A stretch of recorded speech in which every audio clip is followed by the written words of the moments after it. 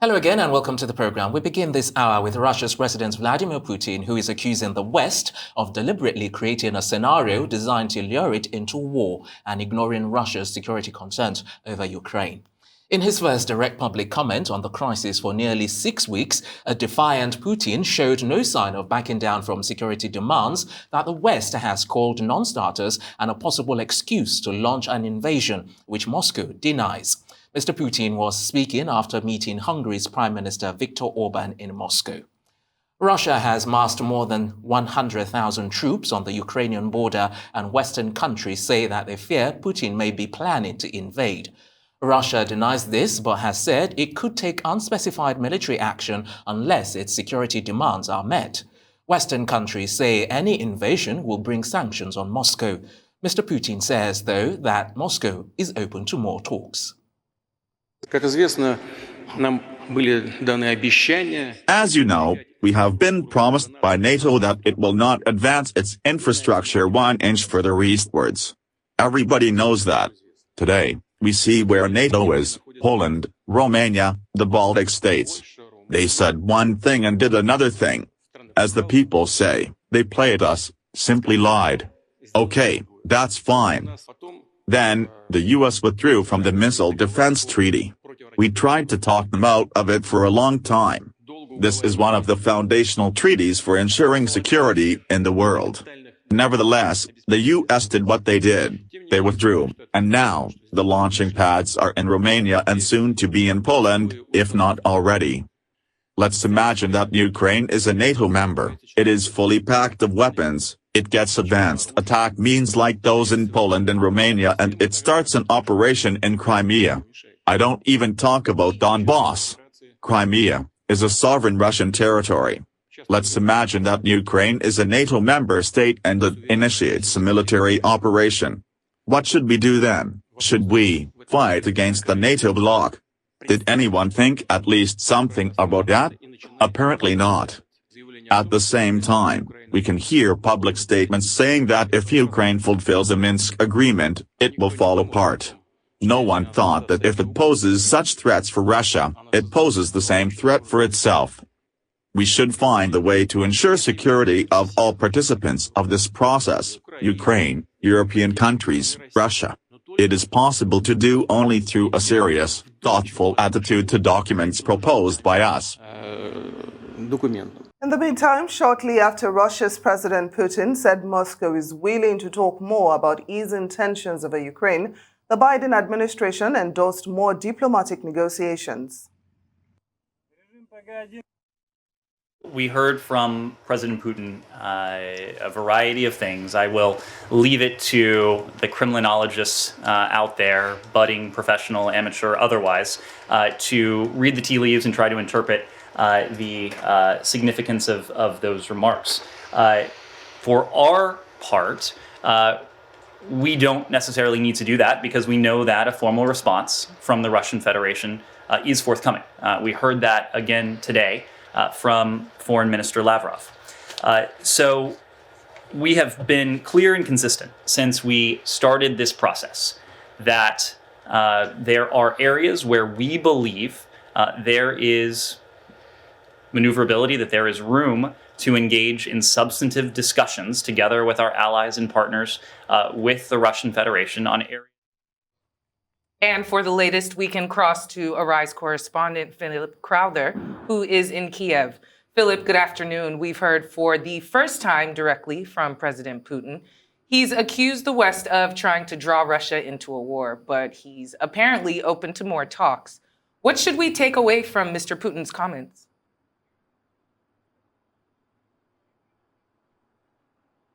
Well, look, these were comments that were followed very closely, of course, here in Kiev and by Ukrainian President Volodymyr Zelensky, who spoke with UK Prime Minister Boris Johnson just after Vladimir Putin's press conference. Interestingly enough, Putin appeared alongside Viktor Orban. He's the Prime Minister of Hungary. Hungary is a NATO member country, but it is also a country that, especially during Viktor Orban's time as Prime Minister, has a very close relationship with Russia as well. Essentially, from what Putin said yesterday in the Kremlin, choose your headline. As you already mentioned, Russia accused the West and the United States of ignoring its top security demands, but also showed himself open to further talks. Now, those security demands, it's worth looking into those again because they have been entirely rejected by the United States and NATO. Essentially, here's what they are, that Ukraine and other ex-Soviet countries never be allowed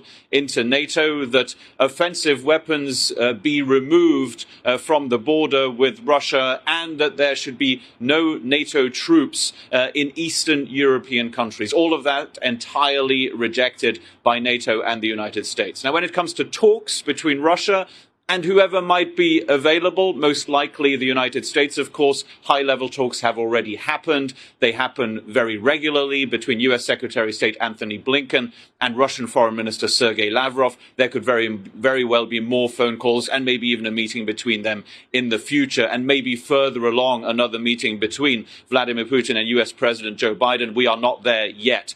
First of all, today, most interestingly, that phone call that had been pushed back from the day before yesterday, the one between British Prime Minister Boris Johnson and Russian President Vladimir Putin. So those are the talks we can look at in the near future. The suggestion from Vladimir Putin there, though, essentially was that there can be another round of talks at least before any potential invasion or incursion by Russian troops into Ukraine. There hasn't been one yet. There is a massive Russian troop buildup, though. It's worth remembering over 100,000 troops, not just on the borders, on the border with Ukraine, but also on the border between Belarus and Ukraine. That's to the north of here, just 170 kilometers, more or less, from the capital, Kiev. That is where training exercises, military exercises, are already taking place with Belarus and Russian troops involved. Now, Philip, Ukraine's President Zelensky has been hosting the Dutch Prime Minister Mark Rutte. Can you bring us up to speed on this meeting?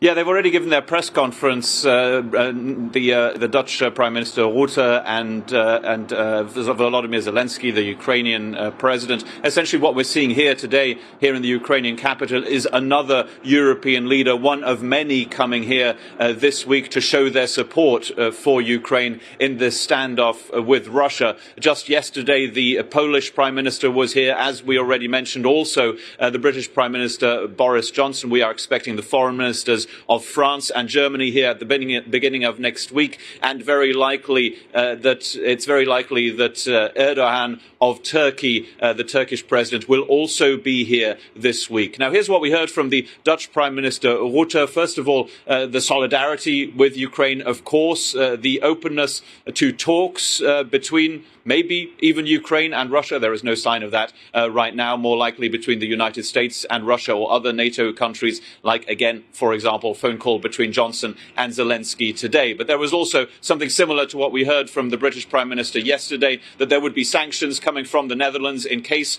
of a Russian incursion, into Ukraine, and also a promise of help toward Ukraine, and concretely from the Netherlands, help in trying to keep it from being attacked, from suffering from cyber attacks from Russia. This is something that Ukraine fears, that this is not just going to be an incursion, a military incursion, or even a military invasion, that there could be cyber attacks also from Russia toward Ukraine. President Zelensky met later yesterday with British Prime Minister Boris Johnson, who warned that an invasion of Ukraine will end in a humanitarian, political and military disaster for Russia and the world as well. Do you think Russia will listen to the British Prime Minister?